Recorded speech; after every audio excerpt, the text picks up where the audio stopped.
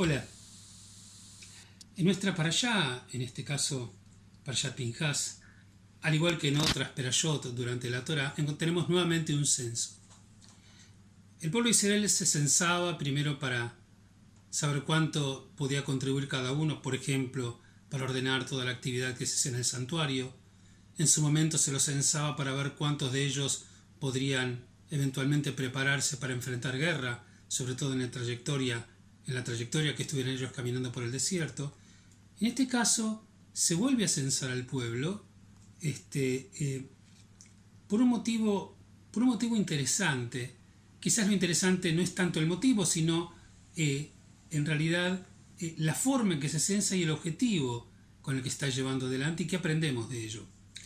Acá nuevamente se censa, se pasa tribu por tribu, las familias dentro de la tribu, y sobre el final, después que se sabe exactamente cuántas familias hay, quiénes son, el texto dice, indicándonos la conclusión de ese censo, dice acá en nuestra parashá: estos son los censados de los hijos de Israel, 601.730.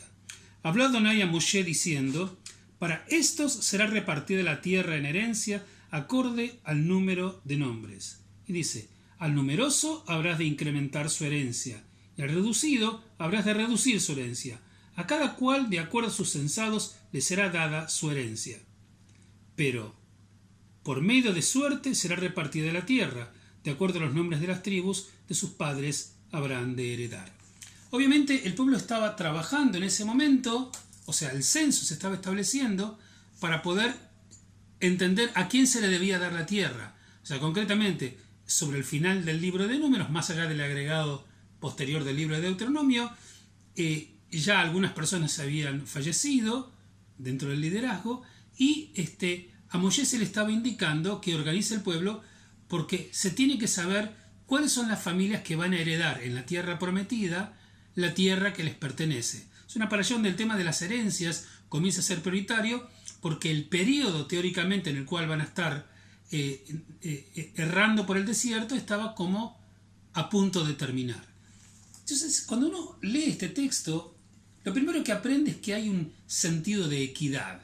Y sobre todo cuando hablamos de posesión de tierra y distribución de tierra, automáticamente viene la problemática de los eventuales latifundios o del acomodamiento de personas, valga la redundancia, acomodadas, para poder tener mejores tierras.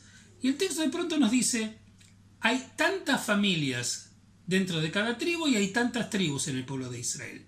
Estas son las prosapias que hay en el pueblo y son las familias que van a heredar en la tierra prometida. El metamensaje de esto es que cada familia tiene que tener una porción de tierra. Todos tienen que tener una porción de tierra, por supuesto, con la excepción de la tribu de Leví, como ya sabemos que el reino de Dios sería su eventual herencia. Pero uno puede decir, bueno, ¿quién va a recibir en el desierto?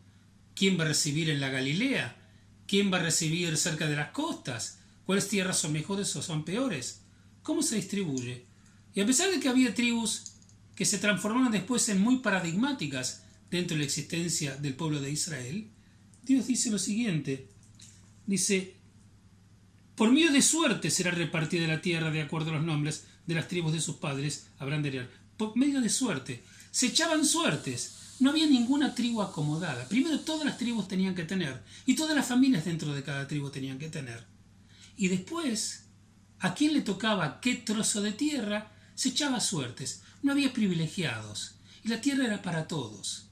Si nosotros tomamos estas leyes y las tomamos, por ejemplo, con aquellas que aparecen en el libro de Levítico, donde ya analizamos en profundidad en su momento, cuando tocaron las perashot de ese texto, nos encontramos que el concepto de que Dios declara Ki li kol haaretz, la tierra es para mí, está dando un mensaje de que nadie tiene que luchar por una mejor tierra, ya que la tierra es de Dios. Y el hombre entra en usufructo de la tierra a partir de la generosidad divina para que pueda alimentarse, para que pueda trabajar, no para que pueda sobrepasar a otro, aprovecharse de otro, explotar a otro, sino simplemente para poder trabajar y poder alimentarse. El elemento es que, prácticamente como la tierra es toda de Dios, no tiene que haber pobres ni despojados de tierra que no tengan que tener. Esta realidad se explica en toda la política y teología del texto bíblico, en el hecho de que cuando una persona, por vaivenes de la vida, por enfermedad, por muerte de seres queridos, por sequías, por distintos problemas, pierde una tierra, nosotros estudiamos que, de acuerdo a la ley del jubileo, la tierra volvía después de 50 años otra vez a su dueño primario. Y también aprendimos de que cuando la tierra terminaba de producir lo que tenía que producir, cada 3 años el hombre tenía que sacar su diezmo para que se lo lleve la huérfana, el huérfano, la viuda, el levita que no tenía ni arte ni parte en las propiedades de los judíos. Es como que en la intención de la Torá es como tratar de imaginar un mundo donde la gente no se pelee por la posesión de la tierra, donde los latifundios no existan, de que después de que cuando pase alguien, concretamente pase un tiempo, si alguien perdió su tierra la puede recuperar y cada 50 años vuelve a la familia esa tierra y no se pierde. Es como que la Torá está tratando de luchar por establecer un mundo igualitario donde la presión por la riqueza no sea un tema y que el tema sea que todos tengan un nivel de riqueza más o menos equivalente para que puedan vivir con dignidad y que en lo posible no haya pobres. Una vez conversando sobre este tema con un historiador me dijo que en la práctica esta ley nunca se aplicó. Quedó básicamente como un ideal de Israel, donde quería que nadie tenga hambre y que nadie se aproveche porque es más fuerte que el otro en lo que tiene que ver con riqueza, sino que siempre el hombre le quede la posibilidad de poder recuperar lo que Dios planificó que tenga al principio. Como la tierra es de Dios, nadie se podía adueñar de ella, y esto aparentemente tenía la intención la Torá de que pudiera ser factible. Yo no sé si esto es posible en nuestro mundo, en realidad sí sé, creo que es imposible, pero es maravilloso que haya determinados ideales de aquellos que sostenemos la Torá, de que el ideal de que un mundo un poco más igualitario, donde el hombre luche por el hombre, no contra el hombre, para que todos los hombres estén bien, y nadie tenga que estar pendiente de la limosna, ni del ruego, ni del favoritismo, para poder acceder hasta algún nivel de placer o de logro. La Torá nos enseña eso. Se distribuían todos y todos recibieron una porción, y tarde o temprano, si la perdían, la podían recuperar.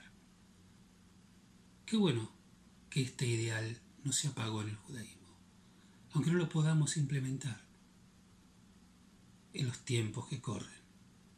Pero no perdemos estas ideas, porque esto nos mantiene viva la idea de que la dignidad del hombre es un valor superior y por encima de la riqueza que cada uno pueda tener. Preservamos, aunque sea, el valor de la dignidad y del acceso a una vida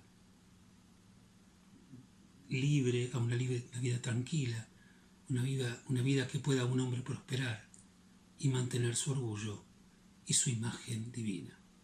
Ojalá que lo podamos hacer. Shabbat Shalom para todos.